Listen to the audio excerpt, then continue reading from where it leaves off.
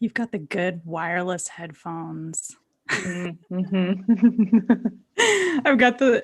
These are like great headphones, but they have the little mouthy thing on You them. don't like using it? Well, I have a really great mic, which is sitting here invisibly that you can't see out of it. So now I was wondering about that. I know. It's like I feel like I'm getting Captain. I'm getting information here on my antenna. Beep beep beep. It's the past is calling me. I like them. They're a good look.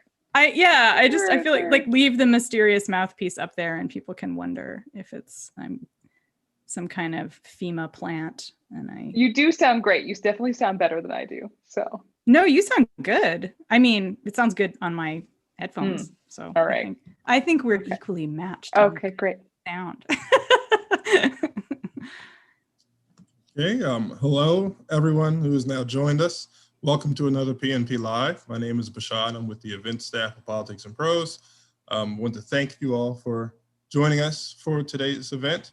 Before we do begin, just want to go over a couple quick housekeeping items. First is that if any of you would like to ask a question of either the author or the guest for today's event, we would ask for you to place them into the Q&A box, which you can find if you move your cursor around towards the bottom of your screen. Also, throughout the event, you'll be able to go to the separate chat section where you can find a link to purchase a copy of Four Lost Cities directly from the Politics and Prose website. Of course, we highly encourage and thank you for any patronage. Again, as I just mentioned, we are here because of a book titled Four Lost Cities. In Four Lost Cities, acclaimed science journalist Annalee Newitz takes readers on an entertaining and mind-bending adventure into the deep history of urban life. Investigating across the centuries and around the world, Newitz explores the rise and fall of four ancient cities, each the center of a sophisticated civilization. The Neolithic site of Çatalhöyük in central Turkey, the Roman vacation town of Pompeii on Italy's southern coast, the medieval megacity of Angkor in Cambodia, and the indigenous metropolis of Cahokia, which stood beside the Mississippi River where East St. Louis is today. Annalee Newitz is a contributing opinion writer for the New York Times, is a founder of IO9 and former editor-in-chief of Gizmodo. They are the author of Scatter, Adapt, and Remember, and the novels Autonomous and The Future of Another Timeline. Annalee is joined today by Ariel Duhaime Ross, a correspondent and the host of Vice News Reports, a new podcast by Vice News that goes where you can't and brings you to the news so you can hear it for yourself. She was previously the host of Reset, a podcast about technology, science, design, and power from the Vox Media Podcast Network. Without any further ado, the floor is yours. All right. Go ahead. Thanks so much. And I was just going to add that even if you don't buy my book tonight, please buy something from Politics and Prose. This is a fantastic indie bookstore. And whenever I'm in DC, I stop by and breathe in the air of the books, like back when we were allowed to breathe inside. And it's fantastic. So please support them and buy just basically a ton of books, like as many as you possibly can. Just open your wallet and do it. And I'm super excited to be here tonight talking about Angkor. This week I've been talking about all four of the cities. And so this is the last night. So we've already discussed Çatalhöyük, Pompeii, and Cahokia. And now here we are at Angkor. And so we're gonna explore that. And I'm gonna do a short reading and show you guys some pictures. And then I'm gonna talk to Ariel, whose work I freaking love, and I'm just so glad that she can be here. She's an incredibly fine environmental journalist. She's covered climate all over the world, literally top to bottom, I think, pretty much. And I knew, because this chapter deals so much with climate, I knew that she had to be here and talk to me about it tonight. So, and I think I'm going to get her to talk about her work some as well. So, my secret plan. So I'm gonna, like I said, I'm just gonna read a little bit about Angkor. This is a city that was incredibly populous, a big going concern about 1,000 years ago in what is now Cambodia, and was at the time at the heart of the Khmer Empire. And I'm gonna share with you a fantastic map from the book. This is actually going to help you a lot as you're listening to me read. This is a map by Jason Thompson, who is a game designer and does maps for Dungeons and Dragons. And he's basically one of my favorite map makers. And so he did a great job with this. And when we start, now remember, this is a huge city. So it's a massive sprawl across this area. And the part that you see in the middle, Angkor Thom, which you've probably heard of, it's a pretty famous temple. There's also Angkor Wat, which is another famous temple. Those are just downtown. The city was all around it. And so when we start this passage that I'm reading to you, I am standing on the West Meebone. So if you go to the center, you can see there's the West Barai, which is a big, huge reservoir. And there's a little tiny square in the middle that's labeled West Meebone. And that is where I was. So here's how it goes. I stood on the crumbling remains of a perfectly square island at the center of an artificial lake created by hydraulic engineers 1,000 years ago. Sunlight played over an eroded sandstone wall. Though this was the dry season in Cambodia, unseasonable rainstorms had cleared the air of smoke from local farmers' annual field burning. In the distance, I could see the sculpted towers of Angkor Thom and Angkor Wat, architectural marvels of the ancient capital of the Khmer Empire. Boasting nearly 1 million residents at its peak, Angkor was among the world's most populous cities at the time, and I stood near its center. Beneath my feet was the Meebone, an 11th century Hindu temple island built during the reign of King Suryavarman I in the middle of an enormous reservoir called the West Barai. That morning, the Barai's southern shore was dotted with a few motorboats whose pilots would take visitors out to the Meebone for a couple bucks. It isn't a short journey. The rectangular West Barai is 8 kilometers long, roughly the length of 3 jet runways at a typical airport. A millennium ago, when workers finished digging the Barai, the Meebone temple at its heart was the sole patch of dry land for kilometers around. Behind its ornate stone gates, the Meebone enclosed another smaller reservoir, invisible to all but the select few who were permitted to land on its shores.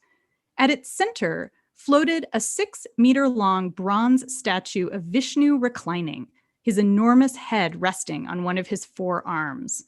Pilgrims traversed waters within waters to pay homage to this Hindu god who brought forth life from the sea when the world was made. You might say the Meebone is a monument to the spiritual power of water, but it's also testimony to the ingenuity of Angkorian laborers who kept the annual monsoon floods contained with large reservoirs like the West Barai and slaked the city's thirst during the dry season with a system of canals that diverted water from distant mountain rivers. Surrounded by shimmering water and weathered blocks from the temple excavation, I tried to imagine looking out over the Barai centuries ago, seeing festive boats full of Khmer locals and dignitaries from neighboring kingdoms bearing fragrant bundles of flowers and incense. It must have been astonishing, I thought. But my romantic fantasy about this place didn't last long. I can't believe how much they screwed this up, Damien Evans said, gesturing in frustration at the Barai. Evans is an archaeologist with the French Institute of Asian Studies, whose work over the past 2 decades has dramatically changed our understanding of Angkor's urban grid. A sandy-haired Australian with a quick smile, he's spent decades writing about the sophistication of the Khmer Empire, but he's also keenly aware of its failures. Evans pointed to a faded map of the landscape on a wooden placard next to us, part of a display detailing a reconstruction of the Meebone that's currently underway. Looking at elevations, it was obvious that the east-west oriented rectangle of the West Barai slopes gently with the landscape, causing the east end of the reservoir to fill while the west end stayed dry. As a result, the Barai rarely looked like the shining rectangular lake I'd imagined, and the lake on the map. Instead, it would have been more like a deep pool that trailed off into a ragged, muddy edge.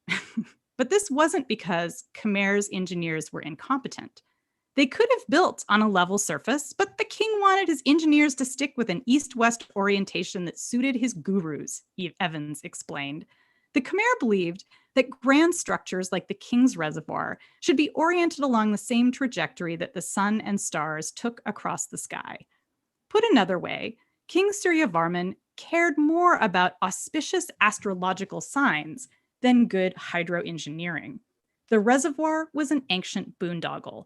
Over the long term, the West Barai became a template for Angkorian city planning, leaving its swelling population with faulty water storage during turbulent periods of climate crisis. If you substitute the word politics for astrology, Evans's observation could have been made about the design of any number of cities over the past 1,000 years. City leaders pour resources into beautiful spectacles for political reasons, rather than providing good roads, functioning sewers, relatively safe marketplaces, and other basic amenities of urban life. As a result, cities may look awe-inspiring, but aren't particularly resilient against disasters like storm, floods, and drought.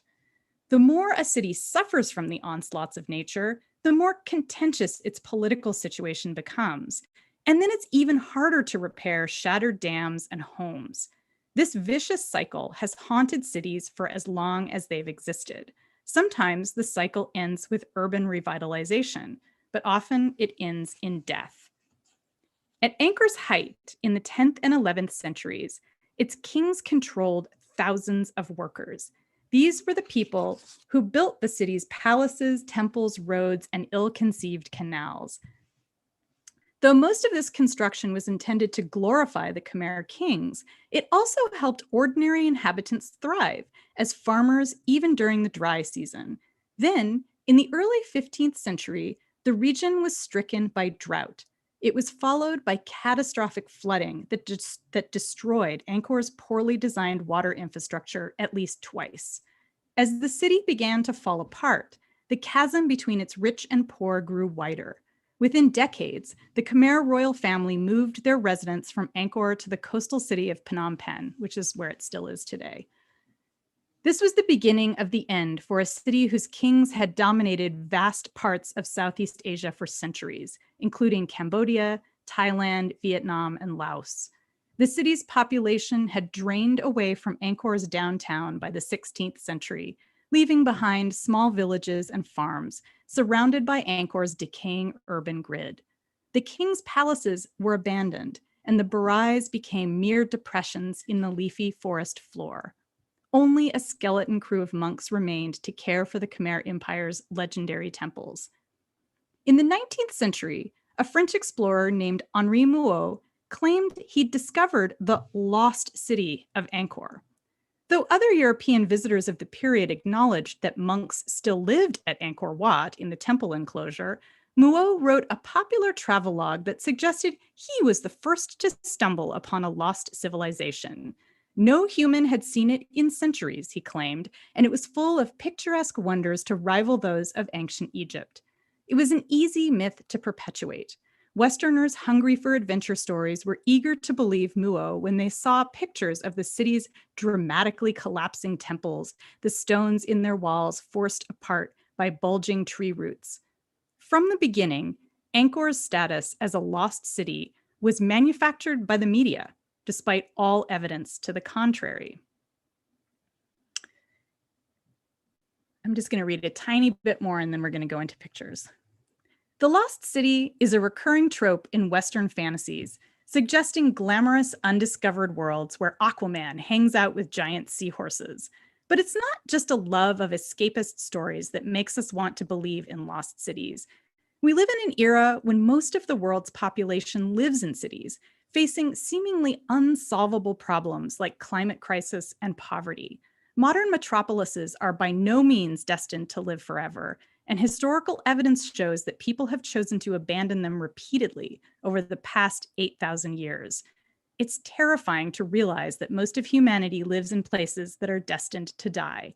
The myth of the lost city obscures the reality of how people actually destroy their civilizations.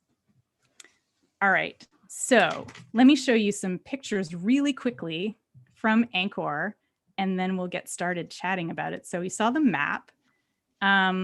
This is an ancient Hindu temple from a city that was very populous before the rise of Angkor. It's called Sambor Pre Cook, and it's sort of south of Angkor. This is Damian Evans, the guy who was saying that everything was screwed up. He is showing us a LiDAR map, which is made by basically shooting lasers out of a helicopter to measure very, very small differences in the height of the ground. And that's how he and his team have been able to reconstruct the city grid of Angkor, because the city was made from wood. So all the houses are pretty much gone, but what remains are the structures that were underneath the houses, basically things like foundations, lakes that people, like little tiny ponds that people had outside their houses, and of course the city grid of roads. And so you can see these minute changes in elevation, and as you can see on this map, they're very clearly human made. They're all perfectly square and perfectly straight. So this is me on the West Barai floating out to the Mibon. You can just see how huge it is. It's just, feels like you're on a lake. And this is a construction project on the West Mibon where they are trying to rebuild that temple that I described that had the water around the statue of Vishnu. Vishnu is in the museum, so he will not be making an appearance, but they will rebuild the temple. And this is, I love this because it's something you would never see if you actually just go to visit Angkor Wat. One of the things at the temples that is a huge problem is that people are constantly stealing statues because there's so many of them. The parks are not under, heavy guard, and these statues are worth tons of money. And so to prevent people from looting, what people who keep the park have done is they've taken the real statues out, put them in this giant warehouse, and then put replica statues in the parks. So a lot of the stuff that you see when you visit Angkor Wat are actually replicas, and the real ones are all living here together. This is a bunch of Garudas and Nagas from presumably the outside of Angkor Wat. And this is an archaeological experiment that's happening at Angkor Wat. These sensors are looking at weather conditions, and you can see there's like a couple of lighter gray rocks that are kind of in among the yellowed rocks of the original temple. This is just archaeologists trying to figure out how to rebuild and shore up the temples using stone material that will blend really well with the original, so that you don't go there and say like, oh, looks like this ugly gray tooth in the middle of this beautiful ancient structure. And here's more reconstruction. This is what archaeology looks like in Angkor. It's very different from other places. It's just large scale reconstruction. And that's me just hanging out. I'm at the Bayon Temple in Angkor Thom. And the reason I liked this particular bas-relief, these bas-reliefs are everywhere. I'm sure you've seen pictures of them elsewhere, but this is one that shows just scenes of everyday life. These are people hunting and fishing, and they have, it looks like there's a goat jumping out of a tree, which is actually a true real thing that goats do. And there's a little pig, and they're just hanging out. This is one of the moats around Priyavir, which is a temple in downtown Angkor. And it just it just shows you how big these moats were that were everywhere in the city. This is a temple that used to sit on a retaining wall for one of the biggest reservoirs ever built. It's a city outside of Angkor called Kokher. It was the capital of the Khmer Empire for a brief time before it catastrophically flooded, because this wall was built really, really, really fast. So the temple is still there, the wall is gone, and of course the reservoir is also gone. This is from the famous Bayon Temple at Angkor Thom. These are pictures of the Buddha, but many archaeologists believe that they are also modeled on the face of Jayavarman VII, who was considered kind of the greatest king of the Khmer Empire. And he's nicknamed J7, and he just loved his face, and he carved it everywhere. And when you climb in this temple, it feels a little like you're under surveillance because he's just looking at you no matter where you go. I included this picture because it's a very good example of how modern sensibilities have blended with ancient Khmer sensibilities in Cambodia. So this is a very ancient temple. It's a Hindu temple called Priyavir. It's on the border with Thailand. And you walk up a series of massive stone stairs through multiple huge temples to get to the top here. And this is a place where it was the last holdout of the Khmer Rouge after the massive genocide that decimated the Cambodian population. And this was a munitions bunker where they were keeping their guns and all that kind of stuff. And they were hiding out. And you can still, if you visit the temple, you can still see some of the bunkers that they were in as well. And what people have done is they've turned this into a shrine. This munitions bunker is in the shape of a stupa, which is a typical type of family shrine. And so people are burning incense there and leaving offerings. And I just thought it was incredibly beautiful and shows how the Khmer civilization is far from dead, far from collapsed. People are still engaging with it in a meaningful way. And it's still connected to really important events in recent Cambodian history. And this is a Naga. This is kind of the symbol. This is like the icon of the Khmer Empire. It's a 7-headed snake who shelters the Buddha in many representations. And I love this one because he has little mustaches. It's like a snake with like big mustaches.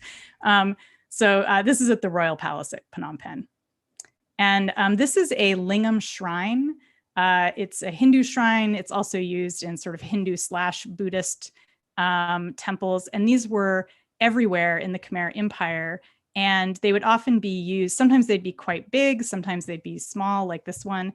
And oftentimes archaeologists use these shrines as a way of understanding how big the Angkorian, how big the Khmer Empire was, because they're often placed kind of almost like boundary markers. And the Khmer Empire expanded and contracted a lot over time. And so it's, these are just a kind of way that we can say, all right, we know for sure that it ended here because this is the last Lingam Shrine that we see along the waterway. And this is Bing Malaya, and this is along a canal that connects up with Angkor Wat. And the reason I included this is it was its own village and temple complex, and it was where people shaped all of the stones that wound up going into these famous temples in Angkor. So this was a work center. And this is where the real people who made up the Khmer Empire would have lived and worked.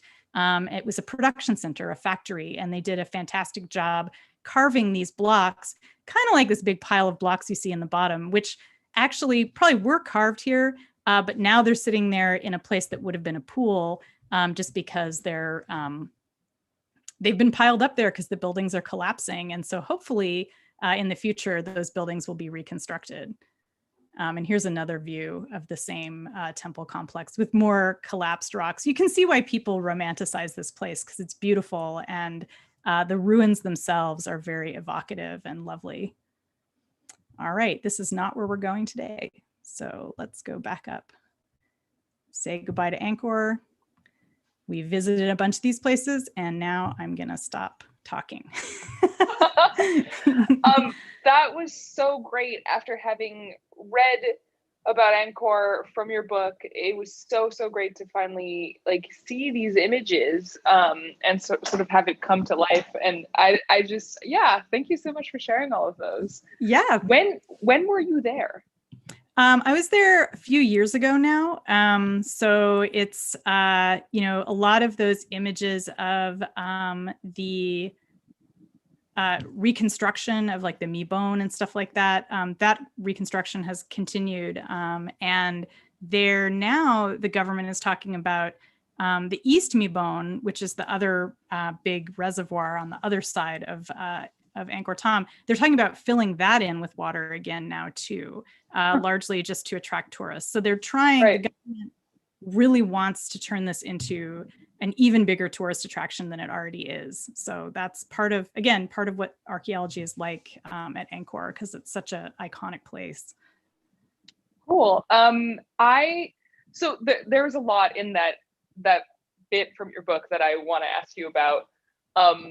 One of the things that I think stood out to me the most while reading this was just the part where you were talking about Muo, this explorer, and you also end up saying that basically these European explorers missed so much when they first got there. Like the way that they described Angkor was just completely off base. Can you talk about that a little bit? Because I think that's really interesting. Yeah, so when people like Henri Muot were arriving in the city, when people basically with a European background were arriving there, they had an idea of what ancient cities looked like based on Europe. And in Europe, a lot of cities were built with stone and were built with a wall around the city. And so when Muot gets to Angkor, he sees that temple enclosure that I showed you some pictures of, like where I'm standing in front of the relief. And you can see in the center of that map that I showed you, there's kind of a square in the middle. So that's a walled area that contained palaces, temples, pools, and would have, when the city was still a going concern, it would have had probably hundreds of servants living inside that enclosure as well. So we call those temple enclosures. And it looked to Muot like a town because it had this wall around it, and it looked like just that square, which was that little big. Square. It's big. It's big enough that he was like, I guess this is the city then. And just to be clear, you're talking about like this bit, right? Yeah. Let me share it one more time so that we can see it.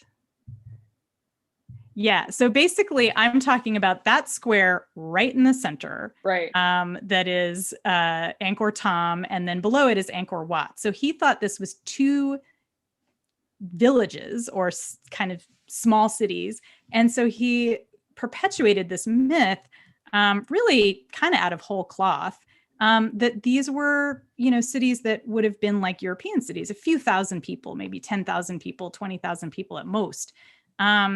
And that assertion completely contradicts what we see written on the walls. There's tons and tons of writing on the walls in the same way that you see, written histories on the walls of ancient American cities and ancient Roman cities and things like that. And in the accounts written by people during the Khmer Empire, they talk about hundreds of thousands of people. And they suggest that there are basically 1 million people living in the city. And so Western archaeologists took that as just fanciful exaggeration. And they were like, everybody always exaggerates the size of their city. Like everybody always wants it to be bigger than they say. And there was no evidence, physical evidence, to contradict them at that time. And that's why Damien Evans' work is so important, because by doing these LiDAR studies, by flying in this helicopter with a LiDAR device over the city, he was able to reconstruct Angkor's city grid. And so this whole area that you see here, where there's the city limit in the map, where there's these city limits and it's quite large, that's all the result of Damien's work, where he's shown, look, we can see streets, we can see foundations for houses, we can see canals, we can see gardens, we can see lots of really weird structures that we don't even know what the heck they are. There's actually, if you, yeah. And so it became very obvious that 1 million people easily could have lived there.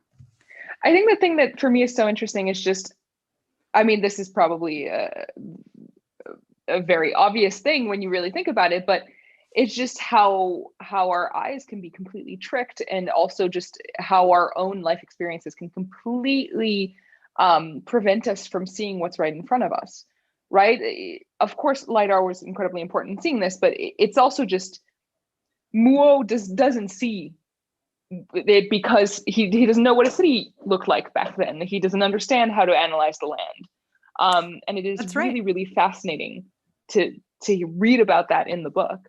Yeah. And I'd imagine that had a really large impact on the city of Angkor, right? The ruins of Angkor after Muo published his account, right? It did. I mean, it became, as I said, I mean, it was a media sensation. A bunch of relics from Angkor were looted by Westerners and brought to the World's Fair shortly after Muo's publication. He actually died right after that publication, so he wasn't making bank off of it, although he would have if he'd stayed alive. Right. But other people were, and were charging admission to see all of these wonders. It really is a great lesson in how urban history is dramatically different depending on the environment where it is. And Europeans were, of course, they were doubly blinded. They were blinded because they weren't looking for a city grid that had been built around houses that just wouldn't be there anymore, like wooden houses. That just didn't occur to them, even though, of course, plenty of Europeans build with wood as well. But the other piece of it is that they were blinded by colonialism. These were people who came to Cambodia from a culture that had taught them that Southeast Asia was a land of primitives. And so it was very hard for them to see past that bias and say, wait a minute, they had the biggest city in the world. Like, they were incredibly sophisticated. They reshaped the land. They had water engineering. It was, even though they knew that had happened in Western culture and kind of in Mesopotamia, in sort of the Near East, they were blinded by bias. Mm-hmm. So let's talk about Angkor and sort of what it would have been like back then. Because a big part of the work that scientists are doing there right now is trying to figure out, like, okay, how did people live there? What was it like? And you sort of synthesized all of that in your section of the book about Angkor. And I'd love to know, like, kind of take us there. What would it have been like back then? So first of all, it's important to know that it changed a lot over time. Every city is a living organism. And so depending on when you visited, you would have seen something very different. So what I'm describing to you is kind of an amalgamation of, the city over hundreds of years. And one thing we know for sure is that the city was always a pilgrimage site. So it would have always attracted tourists the same way it does today. When you visit today, you see tourists from all over the world getting super excited, or if they're little kids, getting really bored. And there were enormous pageants there. The system of power and kind of royalty in the Khmer Empire was one of tribute, which means that, which was very much two-way. So of course, aristocrats who answered to the king would pay tribute to the king, but the king also had to pay tribute to them and had to acknowledge them. It was, a system of interconnected kind of political favors. And so many of these, royal houses from outlying areas would come to the city every year, but then the king would also go out to their cities as well and would take grand tours. So what I'm trying to say is, there was a lot of partying, but it was very political, and it was also there was a lot of spirituality and ritual involved. And this was a city that started as a Hindu city and gradually over time became a Buddhist city, and developed during that time its own strain of Buddhism, Theravada Buddhism, which is still practiced today in Cambodia and other parts of Southeast Asia. And so they were united by a cultural connection, but also by, like I said, the system of doing favors. And the greatest kings, like King Jayavarman VII, J7, commanded vast armies of workers. And that's how the city was built. This is a city that could not exist without massive amounts of manual labor. And it seems that the main way that, it's funny because when archaeologists talk about this, they'll say, King Jayavarman mobilized laborers. And I would always be saying, like, what do you mean by mobilize? That makes it sound like they just kind of tapped him on the shoulder and were like, hey, right. Come on over, let's do some digging ditches. Doesn't that sound fun? So mobilizing labor is kind of a nice way of saying forced a bunch of people to do work. And the system that they used is sometimes called debt slavery. These were not people who were slaves year round. They basically paid taxes by doing labor for part of the year. And we have lots and lots of evidence from this at temples where the names of their labor shifts are written on the walls. And so people would be paid, they'd be paid in food, their families would be given food, they'd have a nice city to live in, but then for part of the year, they have to put in their free labor. They have to be mobilized as laborers. Right. And it's actually because of these lists of names that I think one researcher was able to sort of look at the gender roles within Angkor as well, right? Yes, that's right. Eileen Lustig, who's a fascinating data archaeologist, and she's done a lot of work on looking at essentially, lists of names. And one of the papers she writes, she talks about how earlier archaeologists disparaged these lists and called them the interminable lists of names, because who cares about them, right? It's just lists of laborers. And it just shows how much archaeology has changed, that now this is something that archaeologists really look at, because you can, for example, see that women's labor was valued almost as much as men's labor. And you can see what kinds of labor people were doing, when they were doing it. And the other thing about this is this society is that there wasn't a lot of money. It wasn't like ancient Rome where everybody's got coin in their pocket if they can have it. People did use cash. There was no Khmer cash, like there were no Khmer coins. People who were working class, laboring class, often used money from China or from other kingdoms around. And the wealthy people in Angkor just traded. Like they would trade people, they would trade fancy goods. And so when you look at receipts, because of course there's receipts at the temples, they'll say things like, sometimes they'll identify things that we don't even know what they are. It'll be like 6 silver, we don't know what that is. And it's like, and 5 goats and 3 women servants and 15 rolls of silk and a piece of land. And then that's traded for other stuff. And so it was a lot of barter, and it was just not a cash economy, except at the very kind of informal street level, where you would, of course, pay coin to get, a little spice along the road getting to Angkor or Wat or something like that. Right. I want to get to the part where people start leaving Angkor, but there's one thing that you talked about in the book where you point to this principle of cities. I don't know if it still applies today, but it is the idea that cities tend to grow much faster than their infrastructure can support, right? That if you have like infrastructure for this many people, then double that, and that's probably the amount of people who are living there. Mm-hmm. Given that principle, why would anybody want to live in Angkor, a city of 1 million people? Like, what's the attraction? So part of that formulation has to do with the fact that you actually need less infrastructure if people are living densely packed. So you don't need as much road if everyone's living close together, for example, or you can have one big reservoir instead of 12 smaller reservoirs. So part of that is the efficiency of cities. But then the other piece of that, you're right. It's like, why would you live in this like packed, dirty, loud, high density place? And the answer to that, again, kind of goes back to the parties. I mean, it turns out that I think, again, this is kind of a myth or, a preconceived notion that we have that like people come to the city to get rich or for some kind of rational reason. Like, I'm going to the city because I will get X number of things from the city. But we don't go to them for rational reasons. We go there for emotional reasons. We love to find people like us. We want to find friends. We want to find community.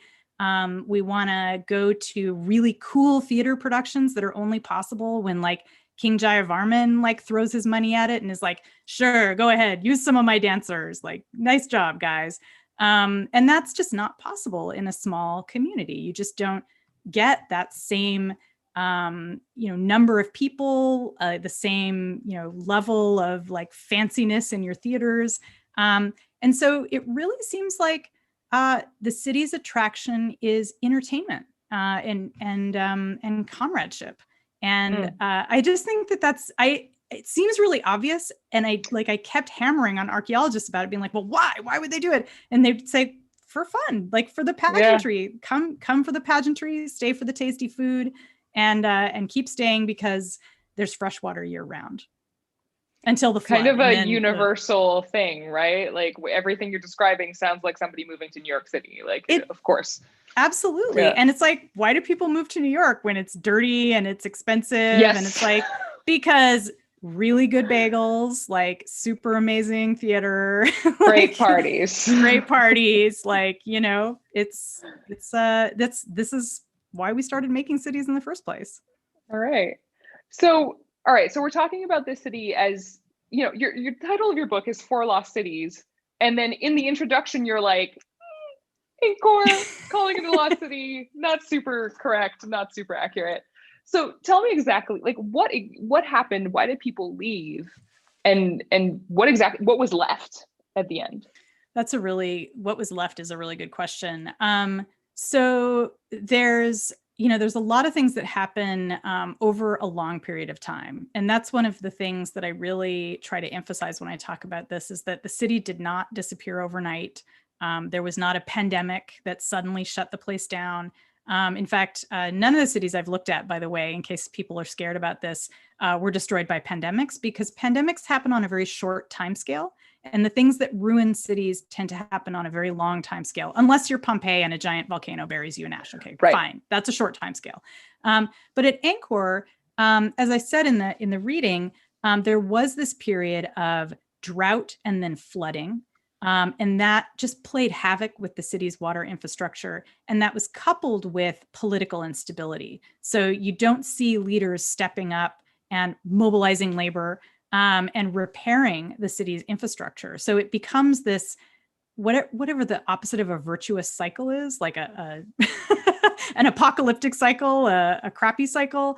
And so, the city starts crumbling. The leadership gets more and more besieged, and the city crumbles more. And finally, there was an invasion from a neighboring kingdom that just made the political situation completely unstable. And that's when the royal family hightails it out. So that's when the rich people leave. And it's kind of like, actually a little bit like what you're seeing now in Manhattan, where rich people are leaving during the pandemic. So it sort of just skims off the very tippy top of the economic scale. And then the city is workers and ministers and middle-class people, they're not middle class, but it's the equivalent, people who have some level of economic security. And over time, that group of people kind of reclaims the city, and they start rebuilding. They start reusing a lot of the fancy stuff from the rich people who were no longer there, and repairing bridges and repairing homes.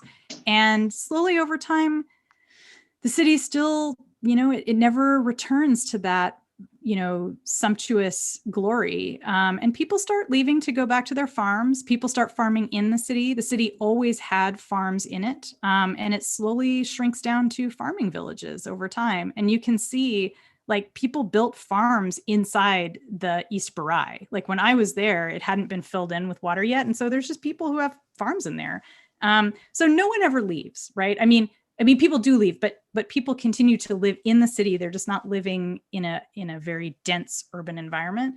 And again, by the time Europeans set their sights on it, there's monks living in the temple enclosures, taking care of it and continuing to keep the Buddhist traditions.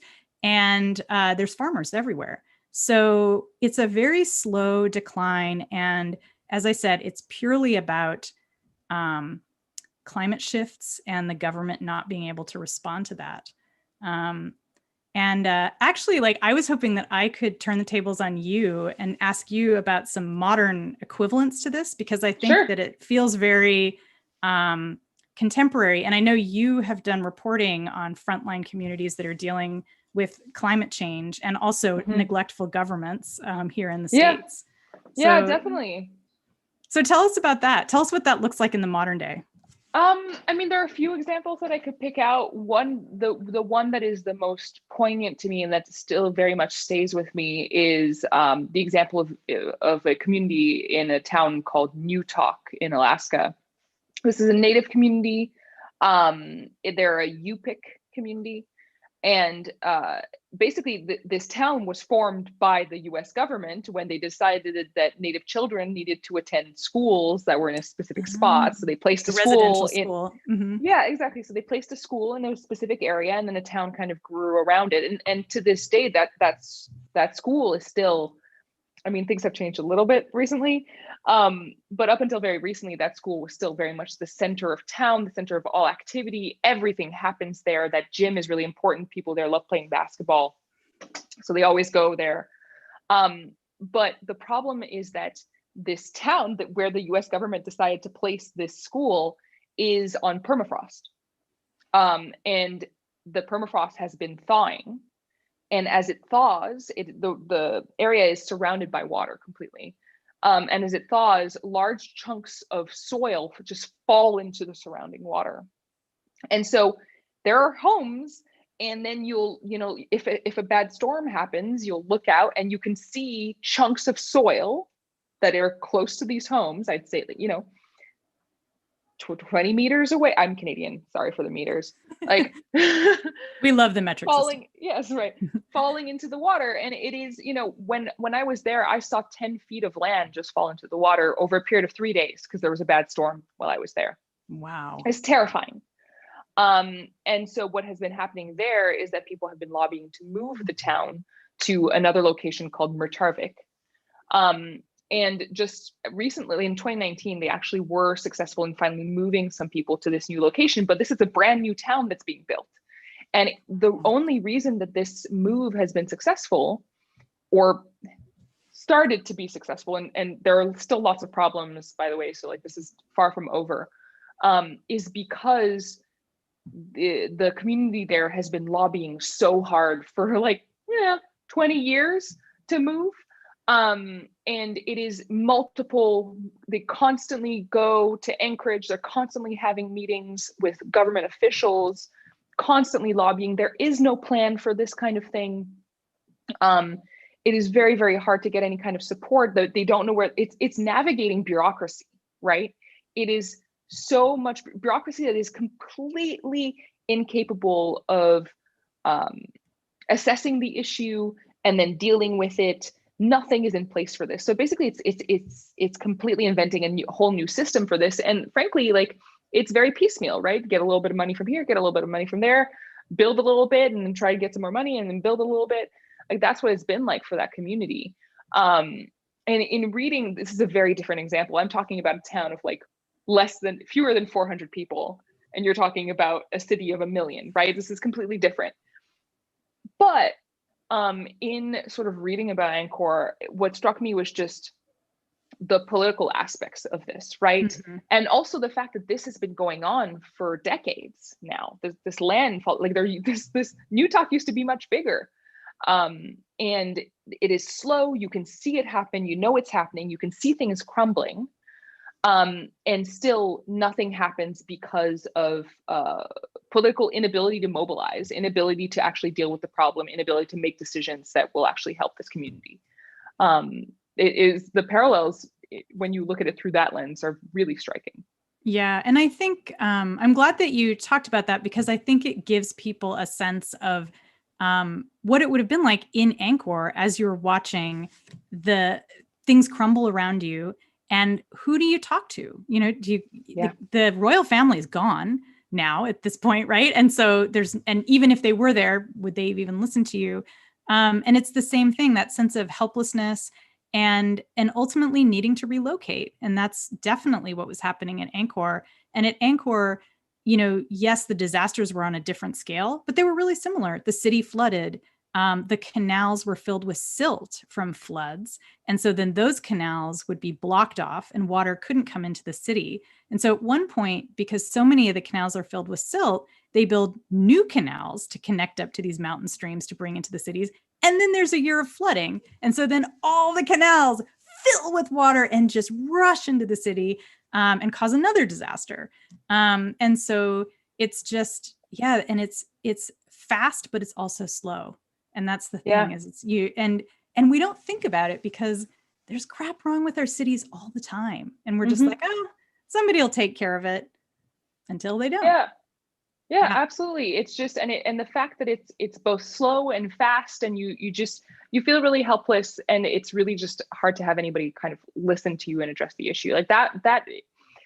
I mean, honestly, that's probably the part that made me go like, like I know that a big message of your book is the resilience of communities. As a climate change reporter, one of the things that I left feeling was also like, oh God, this stuff just keeps happening. Like we're like, you know, and I guess if anything, for me, it's really nice to see like, oh, people are documenting this, are talking about this, and we can learn from this. So that was also really nice about the book. Yeah. Let's see if we can take some questions from the audience. We got so I love the first question. We have a question from someone named Lisa, and they ask, I imagine that there are other cities you might have studied and included in the book. How did you choose these 4? And what city would you most like to have included that you didn't? Okay. So I did spend a really long time, you might say, auditioning cities for the book. And I was studying a lot of different cities. And also the book changed a lot over time. I mean, it took me 7 years to write this book, partly because there was a lot of travel and just a lot of thinking. And initially, I was going to talk about the evolution of cities. And so I really wanted to go to cities that had lived for a super long time, like Damascus or Beirut.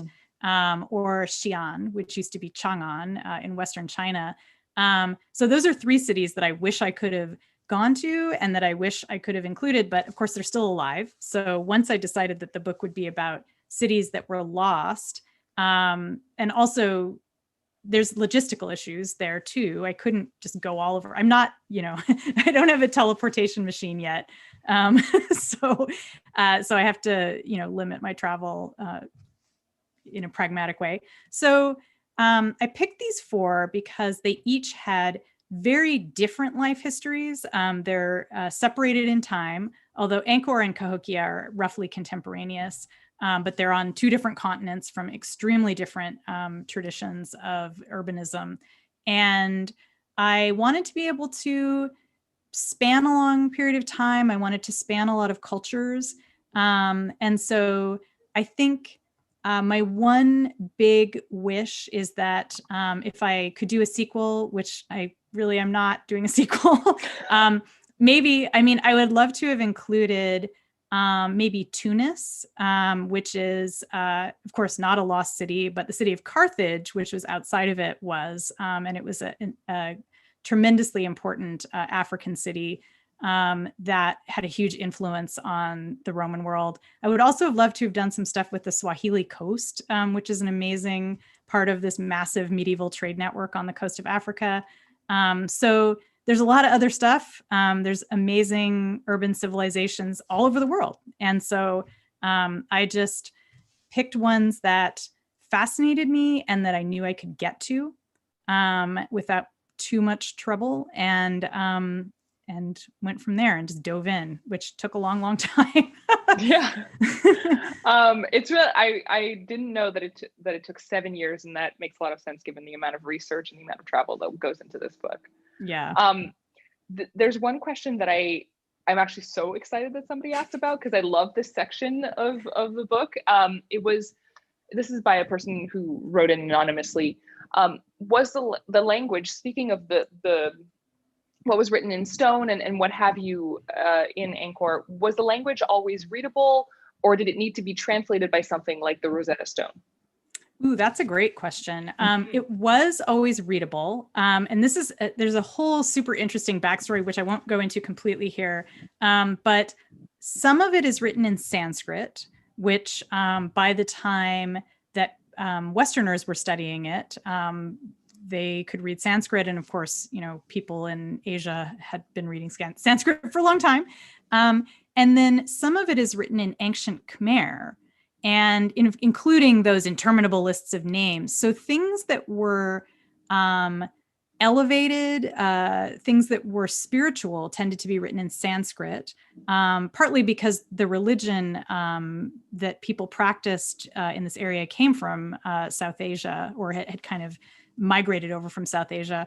And all of the kind of financial dealings and everyday stuff was written in Old Khmer. And no one was really bothering to translate Old Khmer until this amazing scholar, Savros Po, who just died, sadly, at a very old age. She had been studying in France. She was Cambodian, and she spoke Khmer. And she was like, why is nobody translating all this important stuff? And so she went in and created the definitive dictionary of Old Khmer, translated into French, but now you can see translations into English too. It's all available online if you look it up.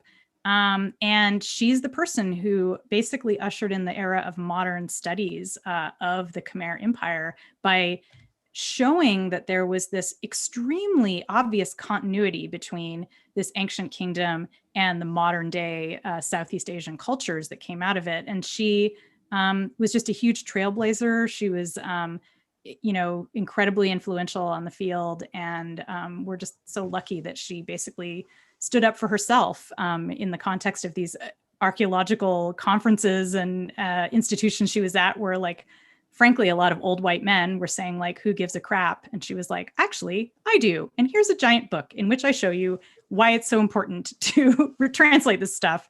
And she won. So good job, Savros Po.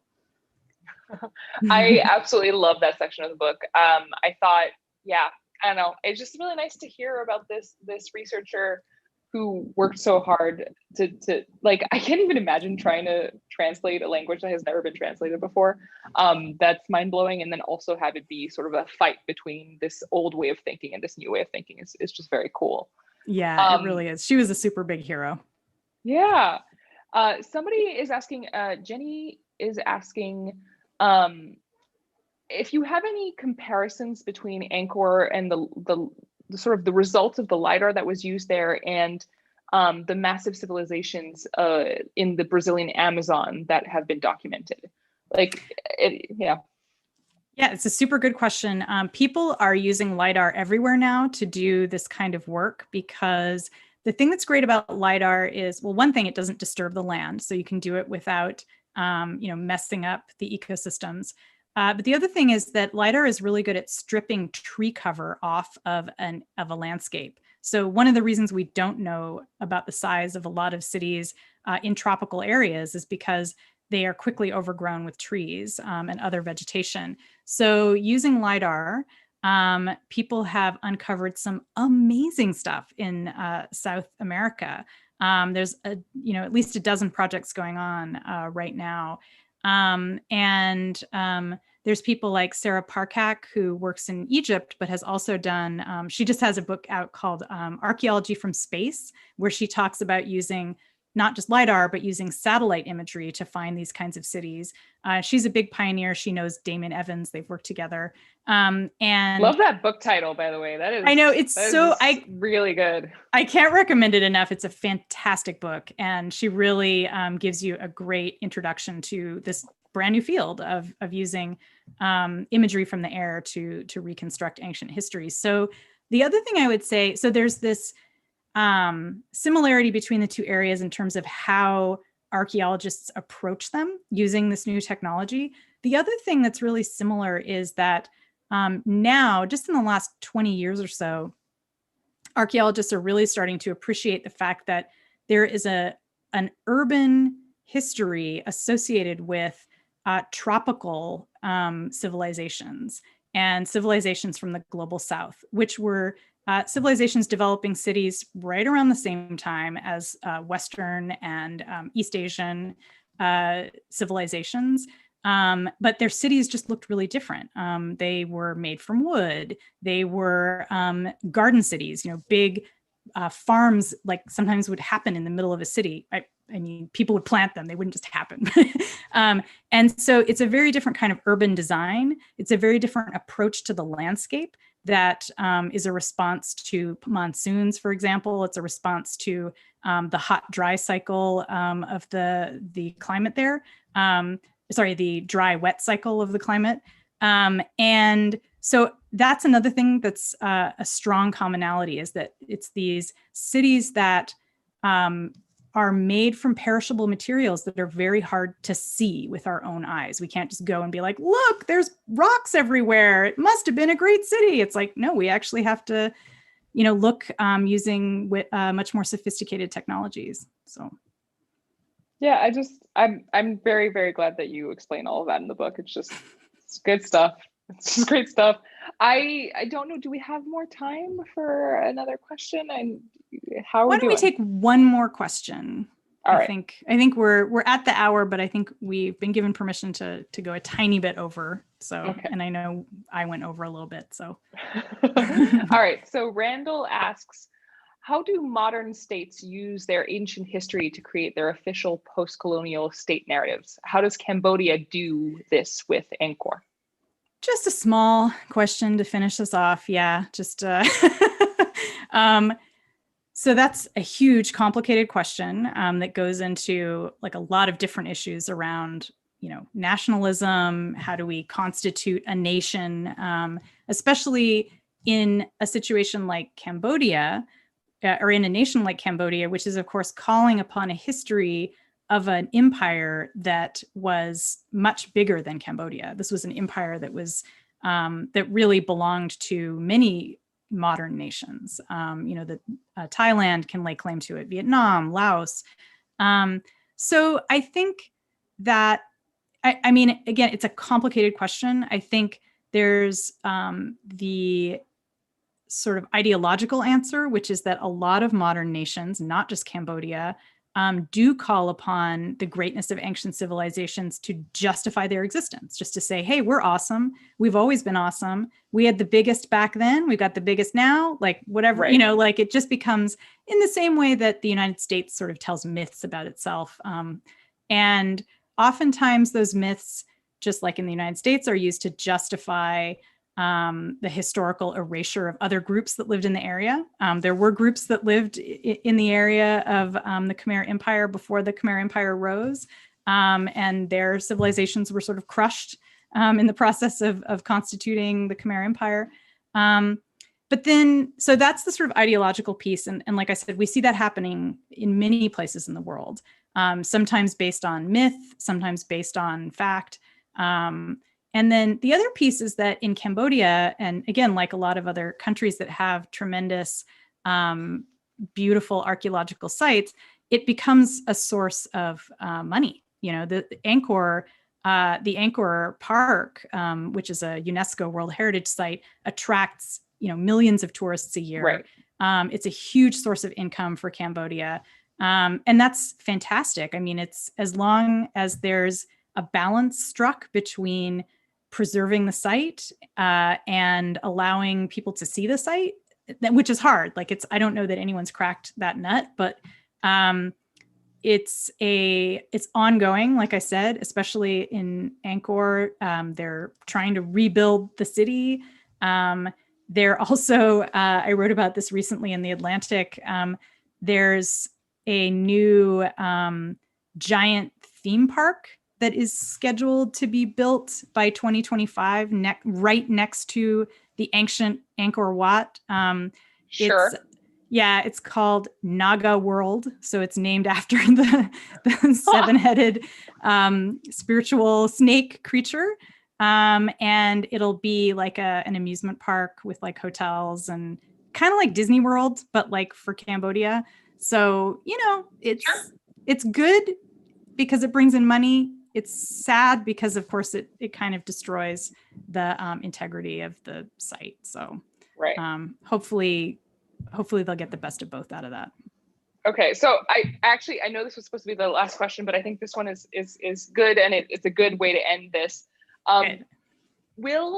Mark asks, will the experience of working on this book inform your possible future fiction writing? Because you've written fiction, really great science fiction. And so, do you think it's going to inform your future work? It already is, I should say. I am in the middle of finishing up a novel right now, which is coming out probably 2022. It's called The Terraformers, and it's about people terraforming. It's the book is, a lot of it is about settler colonialism because it's about waves of settlers on this planet. But they are building cities from scratch. So there's a bunch of different groups building different kinds of cities. And I can't tell you how freaking fun it is to be able to be like, all right, how are they going to build cities? And because some of them are like being built by like terrible, evil real estate companies who don't give a fuck about like anything except just making money. So they're making crappy cities. And then there's like anarchist collectives who are like, how can we make the ultimate sustainable city? So I get to like just invent cities basically. And also, fiercely critique how settler colonialism works. So that's always fun too. Very cool. Yeah. Very cool. All right. Congrats on publishing the book. Thank you. Thanks for coming and chatting with me. And people can find more Ariel at Vice News Reports. They can hear your voice and I think see your face too, right? Sometimes. Yeah, sometimes I do some TV stuff for Vice News Tonight. But yes, please, if you feel there are 2 podcasts here that you might want to subscribe to. One is Annalee's podcast, which is very good and I listen to all the time. And then Vice News Reports, which is the podcast that I host for Vice. Yeah, it's terrific. So, and thanks very much to Politics and Prose for hosting us. Like I said, yes. Buy all the books. All these books behind me, just buy that equivalent, but at Politics and Prose. That's my advice. Yeah. And the name of Annalee's podcast, if anybody is curious, is Our Opinions Are Correct. That's right. Yeah. Yes, that is correct. And if you want more information about me, you can just go to AnnaleeNewitz.com and there's all that stuff is there. So cool. All right. Thanks a lot.